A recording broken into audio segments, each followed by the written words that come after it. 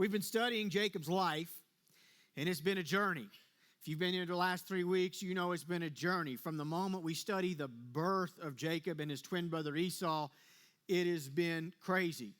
And they've been in a very dysfunctional home. And Jacob and his mother do some conniving together that forces Jacob to run away. And out of fear for his own life, his brother was thinking about murdering him.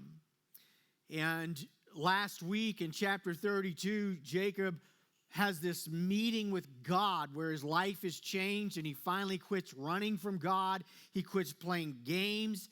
He calls it what it is. He comes clean with God. God gives Jacob a new name.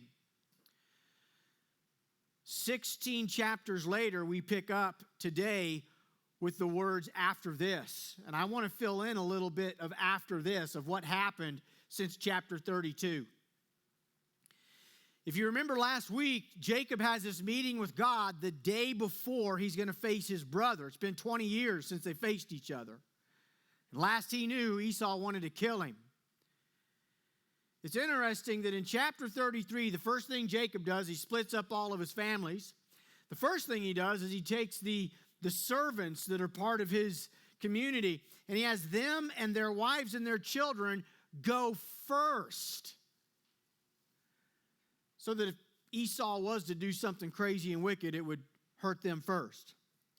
But then he takes his own children who were birthed by Leah and he puts them second.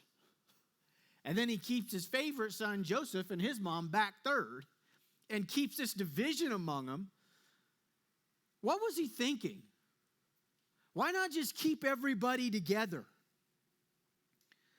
He's still conniving, even after his meeting with God. They eventually meet, and in that chapter, Esau's the hero, not Jacob. Esau runs to Jacob, and he hugs his neck, and he kisses him, and he's like, hey, the past is the past. In the very way that Esau approached his brother, he was just grateful that his brother had returned home.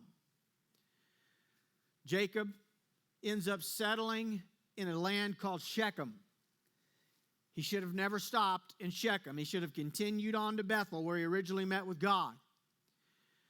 Chapter 34 is a horrible chapter in the book of Genesis. God tells it just like it is because God always tells it just like it is. But in Genesis chapter 34, we find that Jacob's daughter was interested in the people of Shechem, was kind of fooling around there and making herself available in that place. And eventually the king of Shechem, his son, took her and raped her. Then he decided he wanted her as a wife. And so the king of Shechem with his son approached Jacob with his sons. And the king of Shechem says, we'd like to make a treaty. You all live here. My son loves your daughter. Like, why don't we just become a people? Jacob's conniving sons, taking after their conniving father, they come up with a great idea, they think. Okay, they say, however, we're followers of God, and our custom is that to be in a community with us, all the men have to go through the act or the rite of circumcision. And so if you really want to do this and you're serious about this, you've got to go that far. The king and his son say, we'll do it. And we'll make all the other men do it with us. This will be our token to you that we sincerely want to thrive together as a community. And so they all go through with the act of circumcision. And Jacob's sons wait 3 days until everybody is sore and in the process of healing. And they go into that town with swords and they slaughter everybody. They kill all the men. This is Jacob. This is his sons. It's an awful, awful thing. And there's some lessons to be learned. Like all of this, even after Jabbok. Jacob had failed as a pilgrim, failed traveling and doing what God had told him to do. He had failed as a parent. The Bible records others who failed as parents as well. Eli was one of them, the priest. And the Bible actually tells us why Eli failed as a parent, it used these words: he knew the wickedness of his own sons, but refused to restrain them. That's what happens when we do not restrain the wickedness of our own sons and daughters. Jacob was guilty as well. And so as his sons and daughters grew up, they continued this immoral and godless wickedness. Now, why would Jacob move to such a city? Why would he move to such a place? It doesn't matter, but it's too late now. Mom and Dad, there is nothing more important than how we raise our kids. Not where you work, not what career path you choose or don't choose. Nothing matters more in your life and in your journey and in the decisions you make than how you choose to raise your children. They are your responsibility. My kids are my responsibility. Mom and Dad, your children are your responsibility. Not the churches, not the school districts, not the community. All of those things can play a role in forming and developing our kids. And when they're in the wrong place, as we see, it can play an unhealthy role in forming them. But at the end of the day, we are responsible. Certainly, the son of the king of Shechem bore some responsibility in the matter. Certainly, Jacob's own daughter bore some responsibility in the matter. Certainly, Jacob's sons bore some responsibility in the matter. But the ultimate blame lay at the feet of a father who refused to raise his kids up like they should have been raised. He didn't live how he should have lived. He wasn't the example he should have been. It's interesting, when he settled down in Shechem, it tells us he actually built an altar there to the Lord. Like, what good does it do to build an altar to God if you're not really going to change your life? What good does it do to build an altar to the Lord if it doesn't alter the way that you live? You can't just make empty statements and empty promises and erect empty altars and think that somehow the motions of religiousness, the motions of faith somehow are going to change you or anybody else. There must be a sincere turning in the heart that says, God, I'm going to do it your way, and I'm going to do it your way only. Unfortunately, that wasn't the case with Jacob. And all of this is after Jabbok. All of this is after last week's amazing message where he wrestles with God. And God begins the transformation process in Jacob's life. And God gives him a new name. It's a warning, brothers and sisters. You cannot live on yesterday's blessings. Amen. And it is a fact that God met him there at Jabbok. And it is a fact that God touched him. And he did walk differently the rest of his life. And it is a fact that God gave him a new name on that day. And it is a fact that all the stuff still happened afterwards. Because you can't live on yesterday's blessings. You can't look back at some time in your life and say, well, way back then, I know for a fact God touched me then and God changed my life then, so it really doesn't matter how I live now. You couldn't be more wrong. It does matter. Your choices impact your relationship with God. Your choices impact your home. They impact your marriage. They impact your children. It does matter how you're living today. And we can't somehow think that things are all going to work out good and we're going to live under the blessings of God if we don't continue our faithfulness to God. So is there a remedy? Is there a solution for Jacob? God appears to Jacob in chapter 35 and says, go back to Bethel. And if you'll remember, Bethel was the first place that Jacob met with God.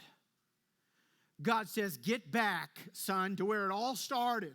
Get back to that moment when you were first awakened to me and dwell there. Stay there. Stay in that place where I meet with you and you meet with me. Go back to Bethel.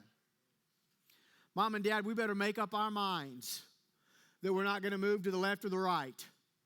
We need to get it settled once and for all that it doesn't matter what I endure. It doesn't matter what we go through. It doesn't matter if I get my little feelings hurt. It doesn't matter if somebody looks at me wrong. It doesn't matter if everything doesn't work exactly like I want it to work. We're going to be faithful to God. We're going to be faithful to the house of God. We're going to be faithful to the ways of God. As for me and my house, we shall serve the Lord.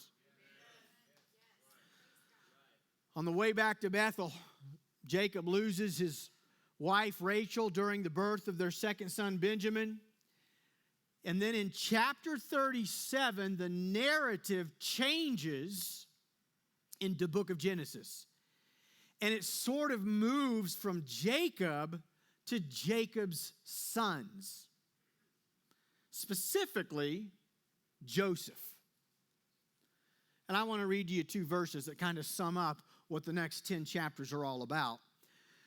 In chapter 37, it says, "Now Israel loved Joseph more than any other of his sons, because he was the son of his old age." In other words, he was the baby. "And he made him a robe of many colors.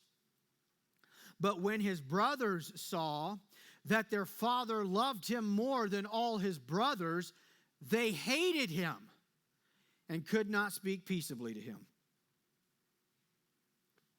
You'd think Jacob would have learned something from his own upbringing. If you were here for week 1, that was week 1. A home divided, where the father loves one son more than the other, and the mom loves one son more than the other. And here he is all these years later doing the same thing. The same thing to his own kids. And ultimately, Joseph's brothers hated Joseph for it. It wasn't even Joseph's fault. Joseph didn't even do anything to be the favored son, but they hated him for it. And the Bible records for us, they began to hate him so much that they decided to kill him. And so they were figuring out how they're going to murder their own brother. They're all waiting for him, in fact, out in the field, long ways from home. And as he was coming, and they were about to kill him, one of the brothers steps in and says, "Hey, I got a better idea. Let's sell him as a slave." It's as if this brother had a little tiny bit of compassion. He's like, something's feeling wrong about murdering my own little brother. So let's sell him as a slave. And in order to keep the other brothers from thinking he was being compassionate, he played this card. He said, if we kill him, we don't profit anything off of it. But if we sell him as a slave, we can all split the money and make a little bit of money off of it. He'll be sent off into Egypt, and he'll be as good as dead. All the brothers think, now that's a good idea. I know I've said it a couple times during this sermon series, but all the conniving and all the scheming is being passed around in the family. That's what happens when we don't stop our sinning and we don't stop the what you might call generational curses on our own families, and we just keep passing on these sins that are kind of inherent in our home. You'll see it goes from one generation to the next. And so Joseph is sold into slavery, and here's what his brothers do to explain to Dad how come Joseph didn't come home. They stole that coat that they hated, that multicolored coat that only Joseph had. They took it off of him, and they tore it up in anger and hatred. And then they killed an animal, more than likely one of their own animals of the field, a sheep or a goat or a bull or something. And then they took the blood, drenched that torn up coat in the blood, and then brought the coat home to their dad and said, look what we found in the field. This is Joseph's coat. It's all torn to shreds. It's soaked in blood, and he was nowhere to be found.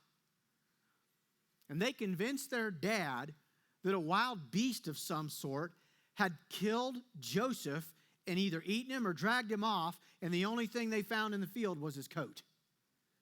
And Jacob truly believed it.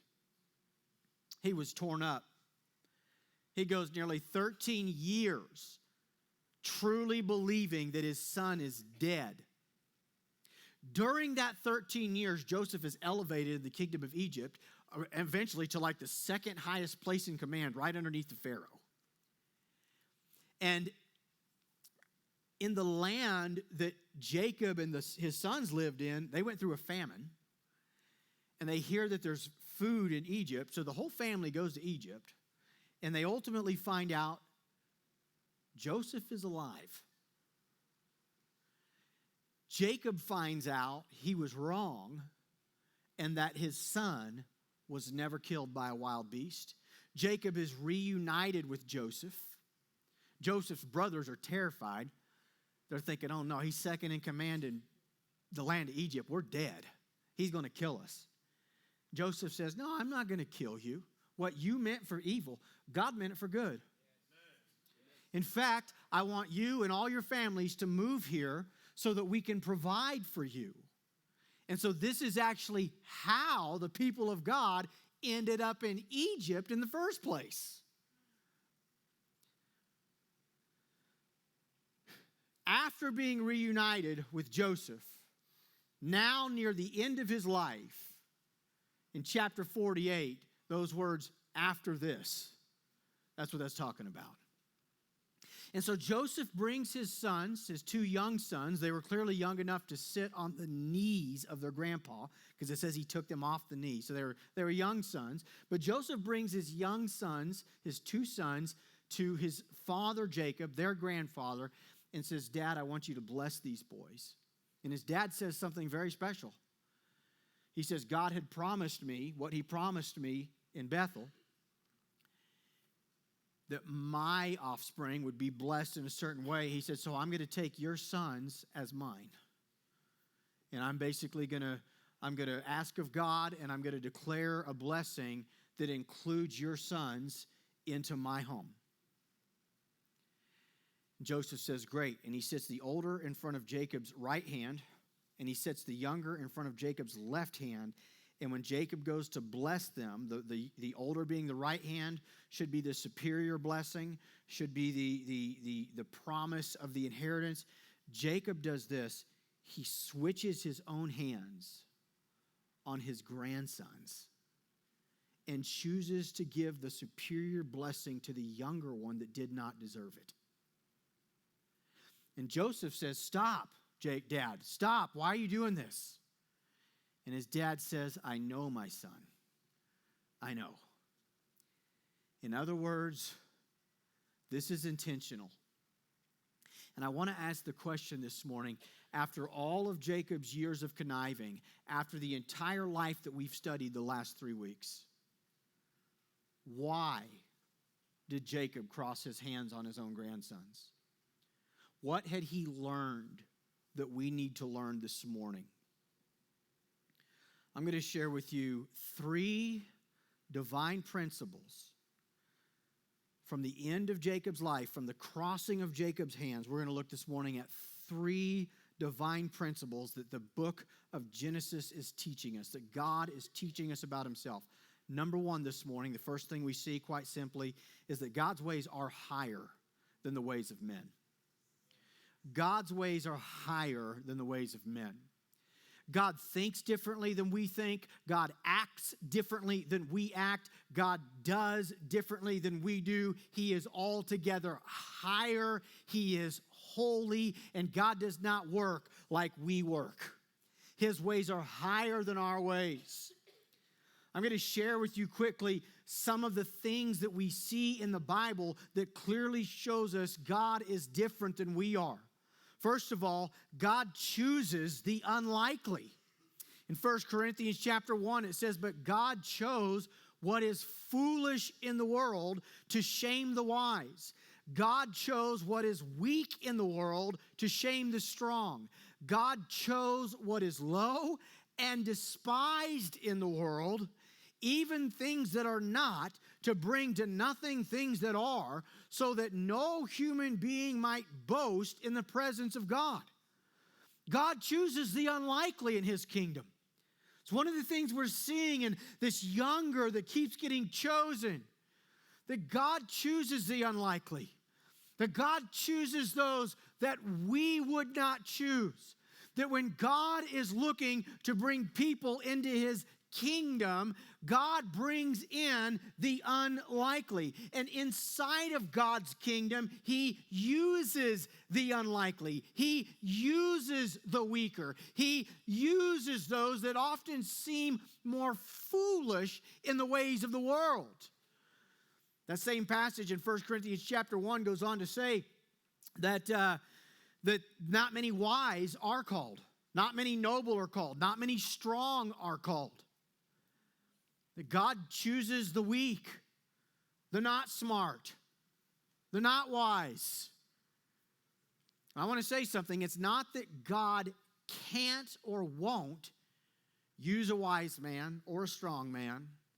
The problem is God won't use somebody that still thinks those things matter. That's the problem. So as long as you actually think it matters that you're so smart, that it matters that you're special, that it matters that you're so wise, you'll find God doesn't hardly do anything with you, and He's not going to use you in His kingdom. Until we realize God uses the unlikely and His ways are higher than our ways, and so we can't figure it out. We simply need His direction. We just need to trust and obey. And when it doesn't all make sense, why God says yes or why God says no, we don't get to argue with God about it. We just have to acknowledge your ways are higher than my ways. They are better than my ways. You are holy and you are right, and you alone are God, and so I submit to you. The Bible teaches us God's faithful even when we're faithless. Teaches us that God always keeps His promises. His ways are higher than our ways. He always keeps His promises. God never breaks His word. The Bible teaches us that God accomplishes His perfect plan through imperfect people. It's mind-blowing, but His ways are higher than our ways. He does what only He can do, and He has a perfect plan, and He works it out through imperfect people. You don't have to be perfect. You'll never be perfect in all of your ways, but you'll find that when you submit to God and you humble yourself in the sight of God, that God works through imperfect people. The Bible teaches us that God works all things together for the good of His sons and daughters, those of us who love God and are called according to His purpose. You may have heard that statement before. I mentioned it earlier, that what was meant for evil, God meant for good. That comes from the story of Joseph. Joseph's brothers were like, oh, he's going to kill us. And Joseph said, I'm not. I mean, what you did was wrong, but what you meant for evil, God turned it around and used it for good. Only God can do that, folks. And His ways are higher than our ways. That doesn't mean that God's up there making people do evil things. That doesn't mean that God somehow was motivating Joseph's brothers to want to murder him. No, 1,000 times no. What it means is that God is smarter than our enemy, that God is wiser than our enemy, that He is stronger than our enemy. And even when our enemy comes against us, even when we suffer sin and sorrow and death in this world, our God is still able to take all things and work them out for our good, because His ways are higher than our ways. Yes. Jacob had learned this divine truth. God's ways are higher than our ways. And Jacob had learned, after years of fighting it, there's no use fighting it. You cannot thwart the plans of God, and it would be a lot better off if you would just surrender to Him early on instead of fighting God for a lifetime. When Jacob switched his hands to bless the younger over the firstborn, he was submitting to the higher ways of God. He was saying, I don't understand it either, son. I know. But God chooses the weaker. God chooses to bless the one that doesn't deserve it. God chooses the lesser. God chooses the undeserving to rule in His kingdom. And while I don't understand it all, I just know it's true. I was undeserving. My father was undeserving. My grandfather was undeserving. Through it all, but God still chose us. That's one of the things we see in the crossing of His hands. His ways are higher than our ways. Number 2, we see that God sets aside the first to establish the second. God sets aside the first to establish the second. It's a principle that we see throughout all of Genesis. It's an important principle to understand in like spiritual growth. You want to be blessed by God. It's important to understand what I'm about to share with you as we see this in the life of Jacob. God sets aside the first to establish the second. First of all, we see it throughout all of Genesis. Isaac and Ishmael, Jacob and Esau, Joseph and his brothers, and now in our text, Ephraim and Manasseh. It's like throughout the whole book. But then we see this is a theme that is consistent throughout the entire Bible, not just Genesis. We see it's true of the Old Covenant and the New Covenant. In Hebrews 10:9, speaking specifically of the Old and New Covenant, it says this, "Then he added, 'Behold, I have come to do your will.' He does away with the first in order to establish the second." It's a very important principle that the entire Word of God teaches us. It says the same thing about the old nature and the new nature. In 2 Corinthians 5:17, "Therefore, if anyone is in Christ, he is a new creation. The old has passed and the new has come." You see, it's this consistent theme. He does away with the second to establish does away with the first to establish the second.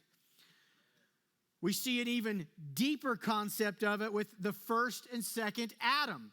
In 1 Corinthians 15, "Thus it is written, the first man Adam became a living being. The last Adam became a life-giving spirit. But it is not the spiritual that is first, but the natural. And then the spiritual." So it is with us, folks. The spiritual always comes after the natural. The first man was from the earth, a man of dust. The second man is from heaven. As was the man of dust, so also are those who are of the dust. As is the man of heaven, so also those who are of heaven. Just as we have been born in the image of the man of dust, we shall also bear the image of the man of heaven. There's this lesson here, and this is where it starts to get applicable to you and I, that God is showing us that the first man, the old man, is of the earth. And God is not so concerned about that man. He's more concerned about the new man who is born of heaven. This is why Jesus said, you must be born again. It's not enough to just be born. It's not enough to just be a man. It's not enough to just be a woman. You must be born again in the image of Christ. And what God blesses is not the first man who's of the dust, who's of the earth. What God blesses is the one who's born of heaven. That's what 1 Corinthians chapter 15 is teaching us. We see the same idea with the first earth and the new earth. In Isaiah 65 and verse 17, it says, "For behold, I create new heavens and a new earth, and the former things shall not be remembered or come into mind."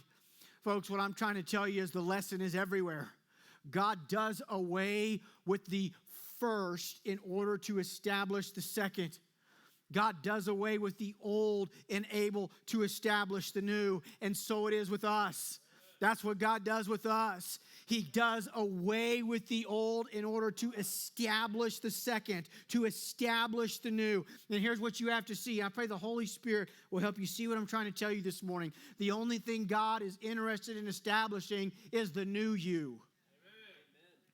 The reason so many people are stagnant in their spiritual life, the reason so few Christians ever really enter into this true greatness of our faith and the blessing of like really walking in the favor and victory of God, the reason so few Christians ever get there is because they refuse to let go of the old.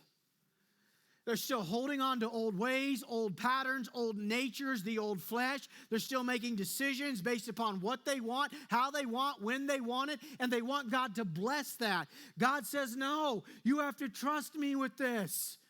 You have to let go of all that is of you, all that is of the old, all that is of the flesh nature of you. You've got to see it as good for nothing. I want to set it aside so that I might establish the second, the new, the you who has been born again. God says that is the part of you that I want to bless.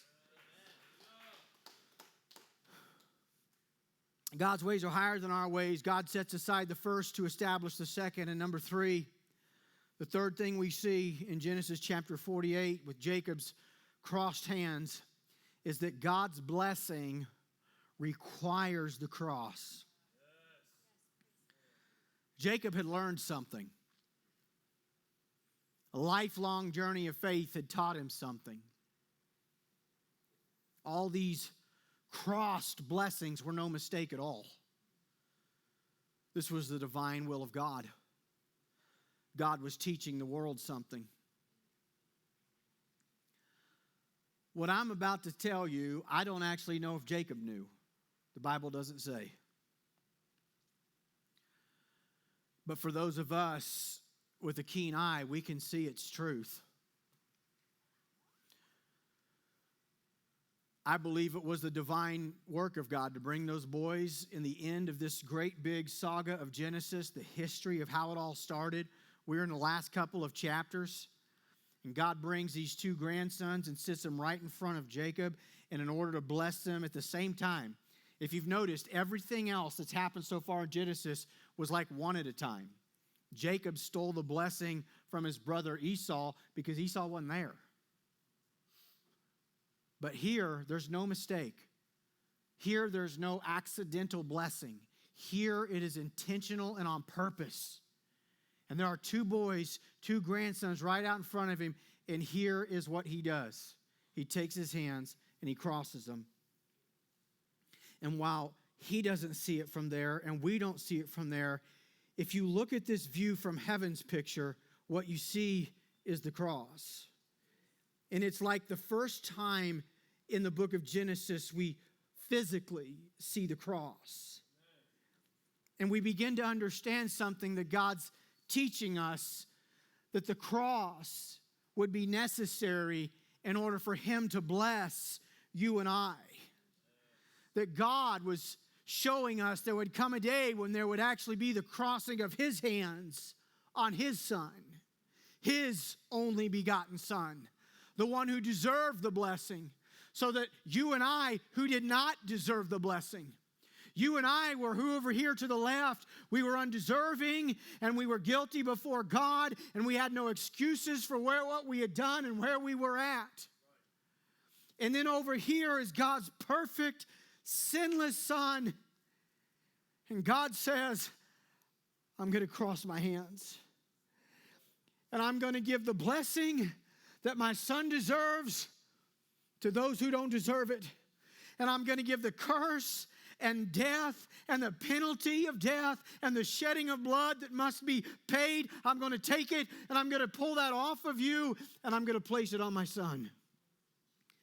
And because God crossed his hands on his own son, he could put his hand on our head and bless us and say, you're forgiven. My mercy rests on you. My grace rests on you. You are now blessed like a son, like a daughter. You now are part of my family, adopted into the house of God. You now are clean and righteous in my sight because I've crossed my hands on my own firstborn. Jacob said, oh, I know. Yeah, I know, son. I've learned something.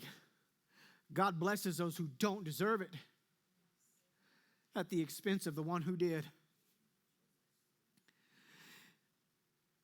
And God's showing us something even deeper than what I really don't believe Jacob and Joseph could I don't maybe they did supernaturally, but I don't know how they could comprehend even what we just talked about, having not known the cross like we know the cross.